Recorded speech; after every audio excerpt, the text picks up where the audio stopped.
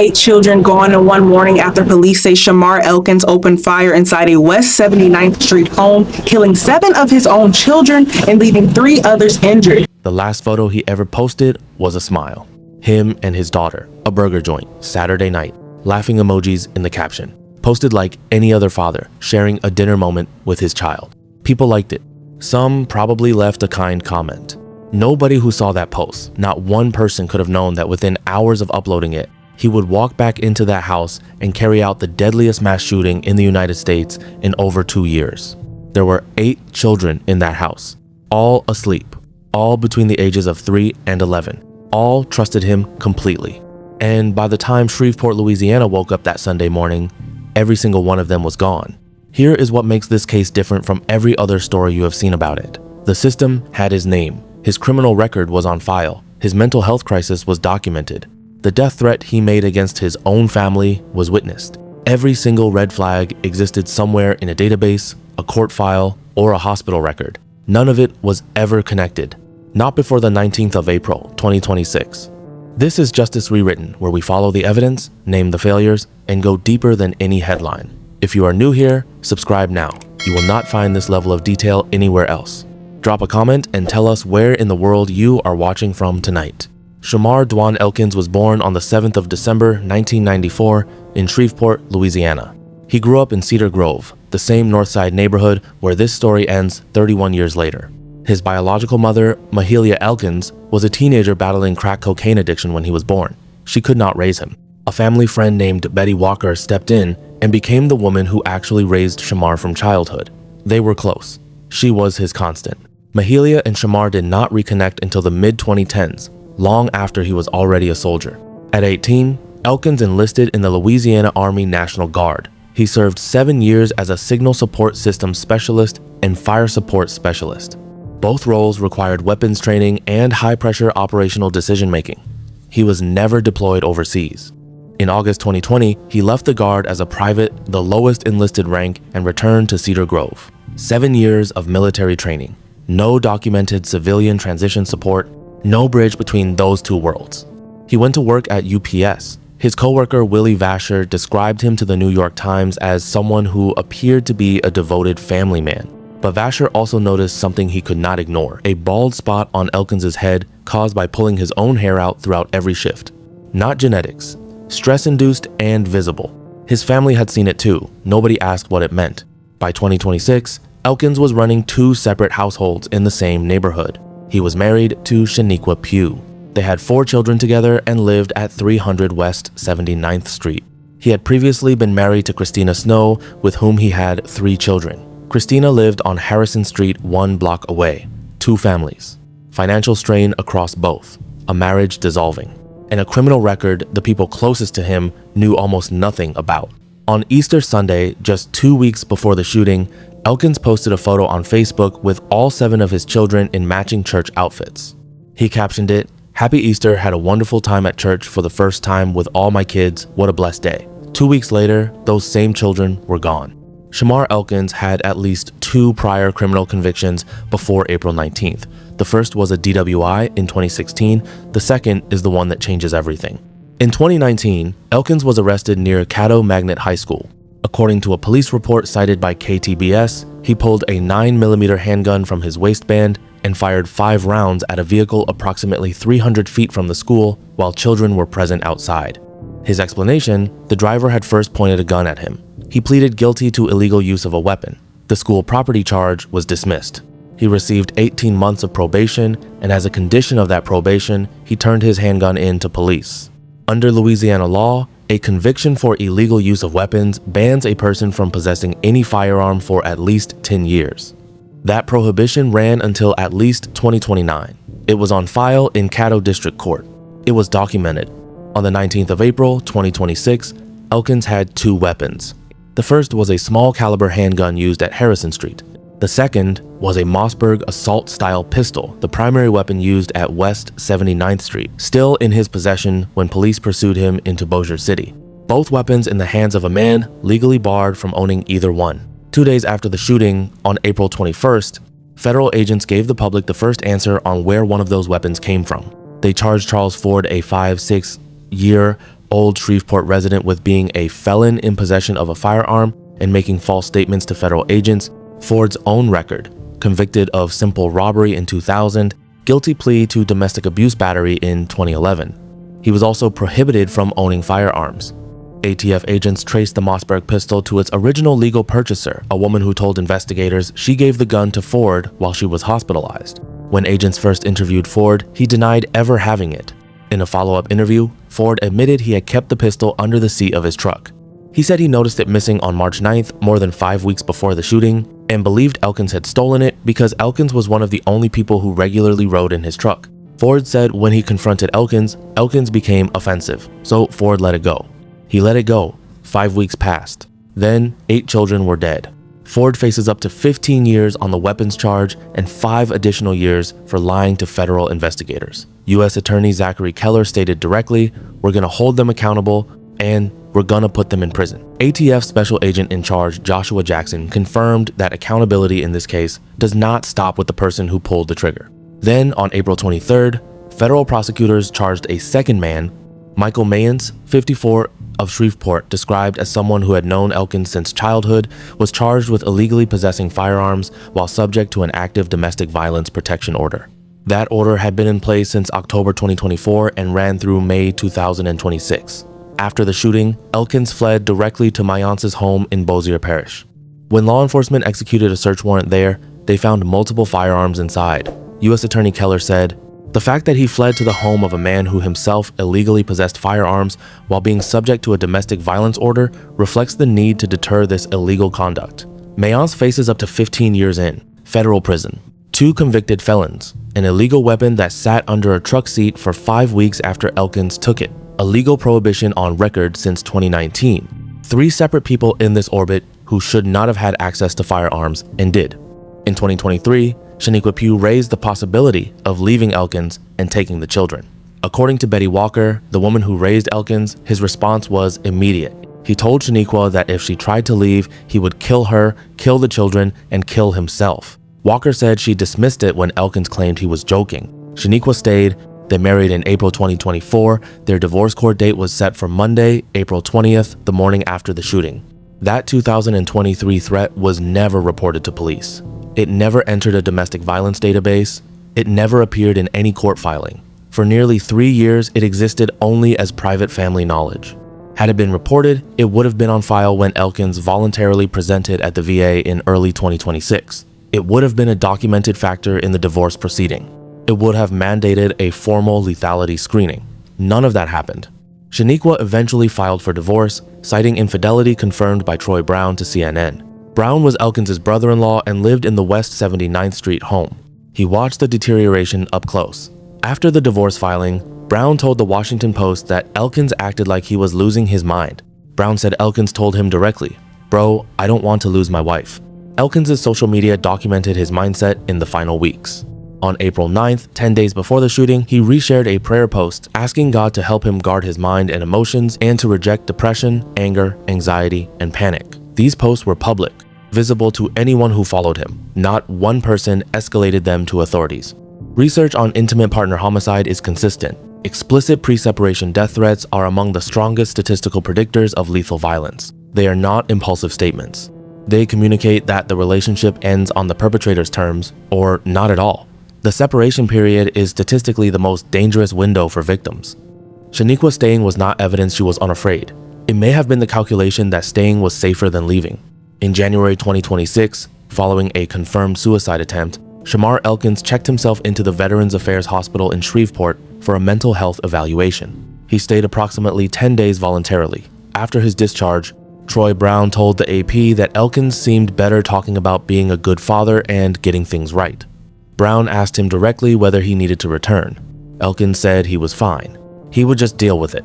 What the VA sent him back into, an active divorce proceeding, financial pressure across 2 households, a divorce court date weeks away, and a firearms prohibition on file that was apparently never cross-referenced with his discharge plan. The same exact conditions that produced the crisis, untouched. The questions that remain publicly unanswered are specific. Was a domestic violence lethality screening conducted before discharge? Was the pending divorce flagged as an acute risk factor? Was the 2019 felony weapons conviction reviewed as part of his mental health assessment? The VA has not addressed any of these publicly. 14 days before the shooting, Easter Sunday, April 5th, Elkins called his mother Mahalia and his stepfather Marcus Jackson. He was crying. He told them Shaniqua had filed for divorce and that dark thoughts were overwhelming him. Marcus tried to reassure him. Elkins replied, "Some people don't come back from their demons." The call ended, no crisis line was contacted, no welfare check was made. Retired supervisory FBI agent Jason Pack explained the behavioral pattern at work in an interview with Fox News after the shooting. In femicide cases, violence follows what experts call a pathway to violence, a process that builds over time. It begins with a fixation on a grievance. The person stops trying to resolve it and instead builds a narrative in which he is the victim and everyone around him is responsible. The divorce court date was not a sudden trigger. It was the endpoint of a pathway that had been building for years. And when we got back there, the baby had been on that roof ever since like that morning. Just laying there, we all out here. He was back there, that friend was back there, deceased. So this is...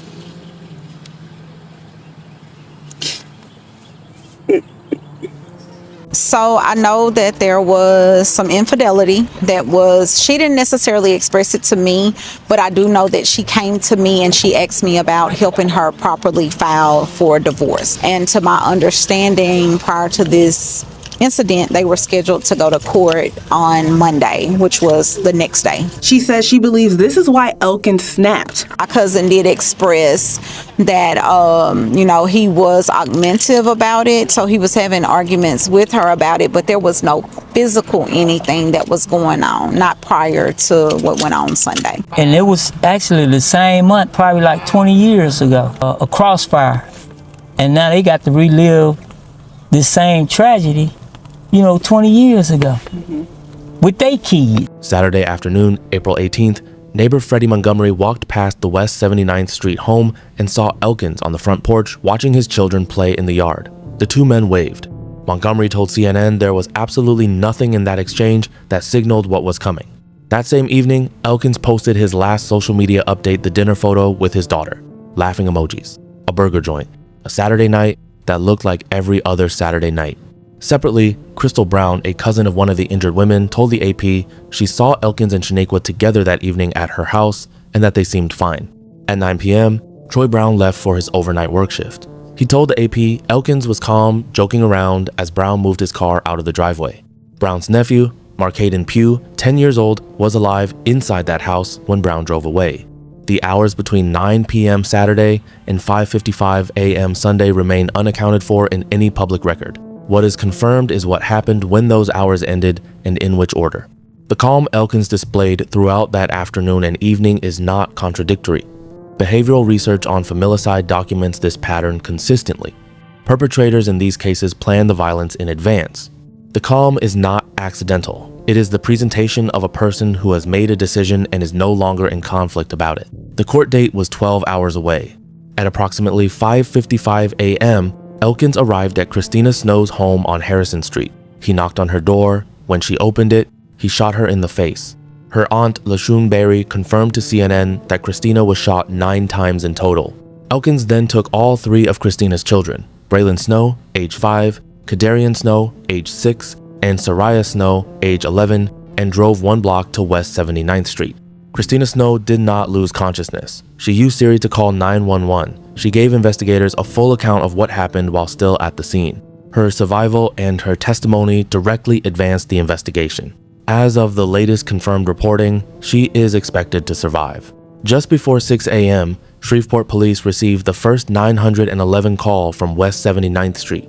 The caller was on the roof. The suspect was inside and had already shot everyone in the home. A follow-up call named Elkins as the suspect and confirmed 9 people had lived there. The caller told dispatch she and her children had fled from the roof to the backyard. That caller was Keosha Pugh, Shaniqua's sister, who also lived in the home. She and her 12-year-old daughter both jumped from the roof. Both sustained injuries. Both survived. Keosha made those calls while the attack was still happening below her. Officers arrived at 6:01 a.m. SPD spokesperson Chris Bordelon confirmed the scene was unlike anything most officers had ever encountered. 7 of the 8 children were found inside the home. One was found on the rear roof. Bullet holes in the rear door frame indicated that some of the children had attempted to flee through the back of the house. Shaniqua Pugh sustained multiple gunshot wounds to the face and stomach. She has undergone multiple surgeries and is expected to survive. At approximately 6:15 a.m., Elkins carjacked a vehicle near the scene, still armed with the Mossberg pistol, and led police on a high-speed chase from Shreveport into Bossier Parish. At 6:20 a.m., officers received information that Christina's 3 children might be in the carjacked vehicle. At 6:40 a.m., officers confirmed the vehicle was empty. The children had already been taken to West 79th Street. The chase ended at the 400 block of Brompton Lane in Bossier City. Elkins stopped the vehicle. Gunfire was exchanged. Whether Elkins died from a self-inflicted wound or from police fire remains officially unresolved. Louisiana State Police are investigating, and results will be forwarded to the Caddo District Attorney's Office. At 7:03 a.m., Shamar Elkins was pronounced dead at the scene. 4 confirmed crime scenes. One morning. The deadliest mass shooting in the United States since January 2024, and the deadliest in Louisiana state history. The Caddo Parish Coroner's Office officially confirmed all 8 identities. Their deaths mark the 8th through 15th homicides recorded in Shreveport in 2026, more than doubling the city's annual total in a single event. Jayla Elkins, 3 years old, the youngest. She and her sisters spent their days filling the house with singing, dancing, and Gen Alpha chants only they fully understood. They were obsessed with Lilo and Stitch and Hello Kitty. Jayla loved unicorns. Shayla Elkins, 5 years old, quieter than her sisters, often scrolling on her phone, still always part of everything they did together. Braylon Snow, 5 years old, son of Christina Snow. His great-aunt LaShun Berry said he was excited about summer camp where he and his siblings were going to learn a new trade. Kadarian Snow, 6 years old, son of Christina Snow, excited about those same summer plans alongside his brother and sister. Kayla Pugh, 6 years old, one of the older sisters who took pride in helping around the house. Quick to respond, "Okay, uncle," whenever Troy Brown asked her and Layla to tidy up. Layla Pugh, 7 years old, Kayla's partner in everything including keeping the house in order. Marcaden Pugh, 10 years old, Troy Brown's nephew, cousin to the other 7 children in the home. Brown told CNN, "These were 8 babies, 8 precious babies. So, no, I'm not okay." Marcaden was alive in that house when Brown left for work at 9 p.m. Brown came home to find his nephew gone.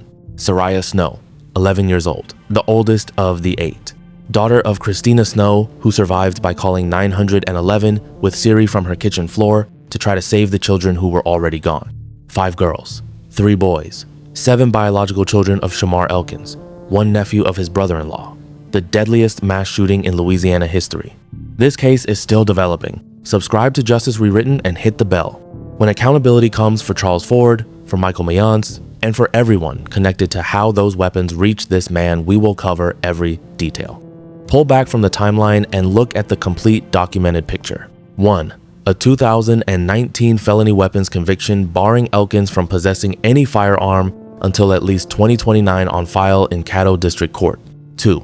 A January 2026 inpatient psychiatric stay at the Shreveport VA following a confirmed suicide attempt documented by Betty Walker and Troy Brown to multiple outlets. 3. An active divorce proceeding with a finalization court date set for the morning of April 20th. 4. A witness 2023 death threat against Shaniqua and the children known to the family reported to no authority. 5. Observable deterioration in the weeks before the shooting seen by Troy Brown in the same house, heard by Mahalia and Marcus Jackson on the April 5th phone call, visible to anyone following Elkins' social media. 5 data points, spread across law enforcement records, the VA, the courts, and private family knowledge. Never assembled, never actioned. Never connected into a single risk picture before April 19th. Councilman Grayson Boucher said after the shooting, over 30% of our crimes and 30% of our murders in the city of Shreveport are domestic in relation. Now that number has gone up. We more than doubled our homicides in the city of Shreveport because of one act of domestic violence. 1 month before the shooting in March 2026, the Shreveport City Council voted to withdraw from a partnership to operate a dedicated domestic violence resource center. The center that could have existed did not exist on April 19th. The policy questions this case forces into the open are not abstract. Should a VA discharge for a veteran with an active firearms prohibition and a contested divorce on file automatically trigger cross-agency notification to law enforcement? Should a lethality screening be mandatory when divorce is filed against someone with a prior weapons conviction? These are answerable questions. They require will, not technology. Police Chief Wayne Smith said at his Monday press conference that the chances were good. This was not the first time violence had occurred in this household, implying prior incidents that went unreported. That statement has never been formally clarified. As of late April 2026, 4 investigations remain active and open. The federal prosecution of Charles Ford is moving through the Western District of Louisiana. The federal case against Michael Mayance was filed April 23rd. The ATF's trace on the handgun used at Harrison Street remains ongoing. That weapon has still not been publicly accounted for. And the Louisiana State Police investigation into how Elkins died in Bossier City has not produced final findings. Both women are alive. Christina Snow called 911 from her kitchen floor after being shot 9 times. Shaniqua Pugh is in surgical recovery. Keosha Pugh jumped from a roof to save herself and her daughter while calling 911 inches the dark. These women survived. The system that was supposed to protect them before April 19th did not. Jayla, Shayla, Braylon, Kadarian, Kayla, Layla, Markaden, Soraya, 8 names, 8 children who had summer plans, chores they were proud of, TV shows they loved, and every year of their lives still ahead of them. Every single one taken in a single night by a man every institution around him had information on, and none of them connected. This case is not closed. Justice Rewritten will be here when it is. Subscribe and hit the notification bell. When Charles Ford stands in a federal courtroom, when the LSP investigation findings are released, when the full firearms trace is complete, you will hear it here first. And tell us in the comments where in the world you are watching from tonight.